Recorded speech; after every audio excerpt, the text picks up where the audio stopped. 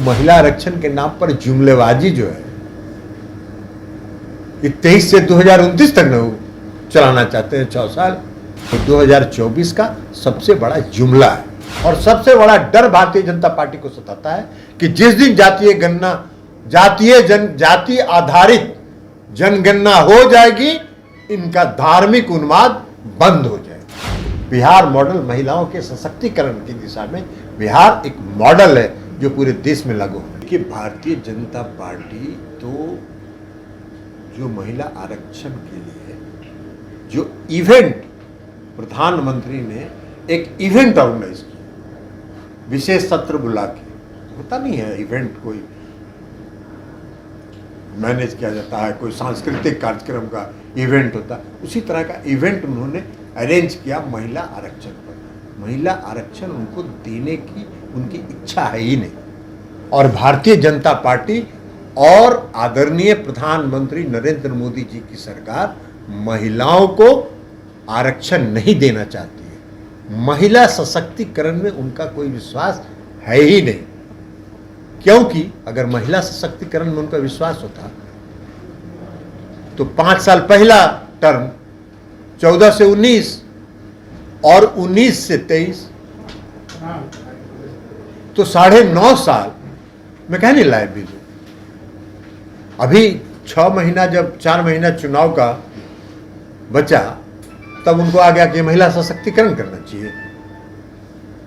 नरेंद्र मोदी जी जब तक गुजरात के मुख्यमंत्री थे, गुजरात में दिया था क्या उन्होंने महिलाओं को आरक्षण?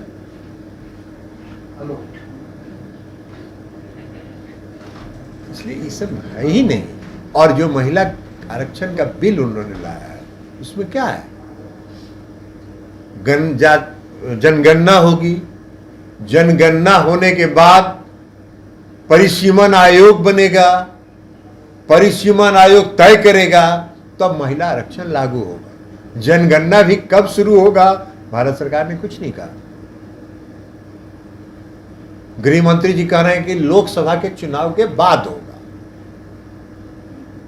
तो लोकसभा चुनाव के बाद जनगणना होगा शुरू, तब तक परिसीमन आयोग बनेगा, तब तक 2029 आ जाएगा। तो महिला आरक्षण के नाम पर जुमलेबाजी जो है ये 23 से 2029 तक न चलाना चाहते हैं 6 साल। इसलिए हमने कहा कि ये इस जो 2024 का सबसे बड़ा जुमला है। उनकी कोई इच्छा नहीं। जहां तक आरक्षण का सवाल है तो आरक्षण पूरे देश की मांग है। और इसीलिए हम लोग कह रहे हैं कि जाति आधारित जनगणना कराइए। जब जाति आधारित जनगणना आप कराएंगे तब पता चलेगा कि किस समाज की क्या आबादी है, और तब उसके हिसाब से वही आरक्षण दीजिए। उस वर्ग की महिलाओं को भी आरक्षण मिलना चाहिए, क्यों नहीं मिलना चाहिए? अल्पसंख्यक समुदाय के भी महिलाओं को मिलना चाहिए। हालांकि जो दलित में या अति पिछड़े में भी हम लोग मांग कर रहे हैं कि अल्पसंख्यक समुदाय को भी अति पिछड़ा की संख्या में शामिल करिए। जो दलित का काम करते हैं उनको आप दलित वर्ग में शामिल कीजिए। मुसलमान अल्पसंख्यक समुदाय में लोग दलित का काम नहीं करते हैं। दलित वर्ग का जो है वो जो माथे पर ले जाता है, जिसको आप स्वीपर कहते हैं, मेहतर कहते हैं, या जो भी है, तो वो किस समाज से आता है? तो उसको नहीं मिलना चाहिए उसका लाभ, उसको भी मिलना चाहिए उसका लाभ। तो इसलिए हम लोग ये मांग करते हैं। हाँ, हमने देखा है सुशील मोदी का एक बयान, तो सुशील मोदी तो बीमारी से ग्रसित हैं। अरे सुशील मोदी को हम लोग जान ही रहे हैं। सुशील मोदी और भारत क्या बोल रहे हैं? सुशील मोदी जो भारतीय जनता पार्टी का ऑफिशियल स्टैंड है उसको बोल रहे हैं, और भारतीय जनता पार्टी का ऑफिशियल स्टैंड पिछड़ा विरोधी, अति पिछड़ा विरोधी, पिछड़ों के आरक्षण के खिलाफ, अति पिछड़ा के आरक्षण के खिलाफ है। तो अति पिछड़ा और पिछड़ा के आरक्षण के खिलाफ अगर हैं सुशील मोदी जी, तो उसी के अनुसार न तर्क देंगे वो, तो उसके अनुरूप तर्क दे रहे हैं। और ये जो जाति आधारित बिहार में गणना हो रही थी, उसका जब सुप्रीम कोर्ट में वो मामला चला तो भारत सरकार का स्टैंड तो वहां साफ हो गया। कि आप विरोधी हैं, तो आप हैं विरोधी। और इस देश की जनता भी ये जान गई है कि भारतीय जनता पार्टी पिछड़ों के आरक्षण का विरोधी है, अति पिछड़ों के आरक्षण का विरोधी है। और इसलिए भारतीय जनता पार्टी के तथाकथित छपास नेतागण उसके पक्ष में तर्क देते हैं। सर रमेश बिजुड़ी हैं बीजेपी के सांसद, उन्होंने संस्कार है ये, ऐसा कहीं आज तक हुआ है? लोकतंत्र को आप समाप्त कर रहे हैं। लोकतंत्र में सदन में हर व्यक्ति को अपना बात बोल रखने का अधिकार है। जिस भाषा का प्रयोग कर रहे हैं भारतीय जनता पार्टी के नेतागण, ये दिखा रहा है कि आप कहां ले जाना चाह रहे हैं देश को, आप देश को कहां ले जाना चाह रहे हैं। और सबसे बड़ा डर भारतीय जनता पार्टी को सताता है कि जिस दिन जातीय आधारित जनगणना हो जाएगी, इनका धार्मिक उन्माद बंद हो जाएगा। तो आपने बिहार से सीखने की अनुमति कहा था कि बिहार से सीखिए, बिहार मॉडल को सीखिए, इसका क्या आपने? बिहार मॉडल है,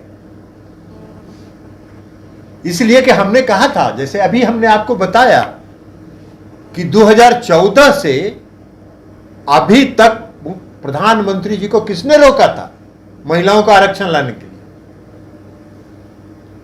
किसने रोका था भाई? 10 कम से कम लोकसभा में प्रश्न हुआ होगा इस बीच में, और हर प्रश्न में सरकार का, केंद्र की सरकार का, नरेंद्र मोदी जी की सरकार का उत्तर था कि सभी राजनीतिक दलों से सहमति ली जाएगी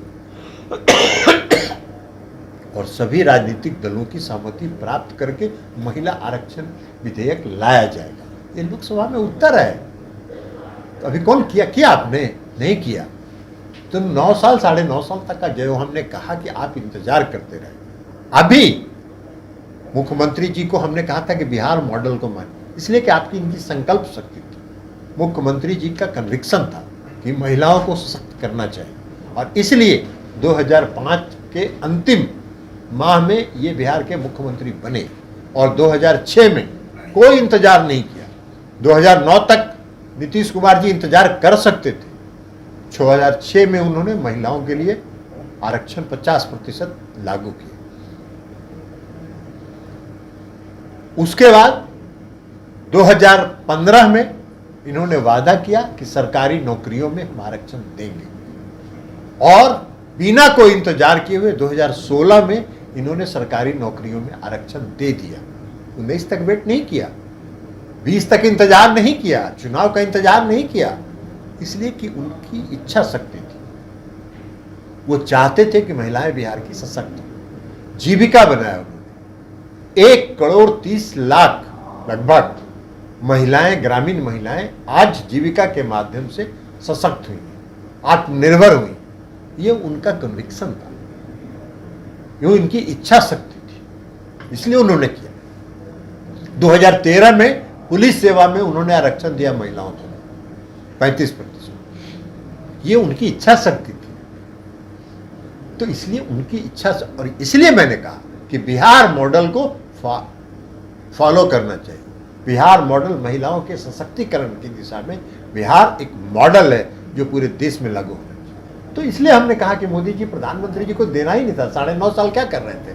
जाल बजा रहे थे। 24 का चुनाव का इंतजार कर रहे थे।